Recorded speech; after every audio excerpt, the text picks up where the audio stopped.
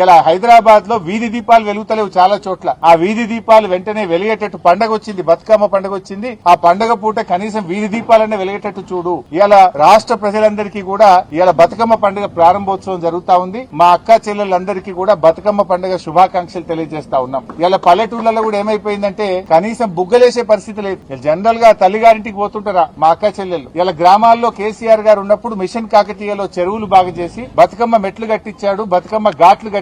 పండుగను అద్భుతంగా జరుపుకోవడానికి ఫ్లడ్ లైట్లు వేసేవాళ్లు, రోడ్లు వేసేవాళ్లు, మొత్తం గడ్డి చెక్కించి అద్భుతమైనటువంటి సౌకర్యాలు ఉండేవి. కానీ ఇలా రేవంత్ రెడ్డి పాలనలో గ్రామాల్లో ఒక్క రూపాయి లేదు. పంచాయతీ సెక్రటరీలు అప్పుల పాలైపోయింది, సర్పంచులు లేరు, ఎంపీటీసీలు లేరు, ఎలక్షన్లు పెట్టే ధైర్యం రేవంత్ రెడ్డికి లేదు. గ్రామ పంచాయతీల్లో నయా పైసా లేదు. కనీసం పండగ పూట కూడా కాలిపోయిన బుగ్గలేసే పరిస్థితి లేదు. పండగ పూట గ్రామాల్లో చెత్త ఎత్తే పరిస్థితిలో ట్రాక్టర్ల డీజిల్ దిక్కులేని పరిస్థితి. బతుకమ్మకు ఏర్పాట్లు చేయడానికి గడ్డి మందు కొట్టడానికి కూడా గ్రామాల్లో పైసలు లేవు. ఇది రేవంత్ పాలన. మాటలకు ఎక్కువ, చేతలకు తక్కువ. కనీసం పండగనన్నా పట్టించుకో. ఈ పండగ పూటనైనా గ్రామ పంచాయతీలకు నిధులు విడుదల చేసి తెలంగాణలో అతిపెద్ద పండగ బతుకమ్మ, దసరా పండగ. ఈ పండగ ఏర్పాట్లు చేసుకోవడానికైనా గ్రామాలకు నిధులు విడుదల చేయి.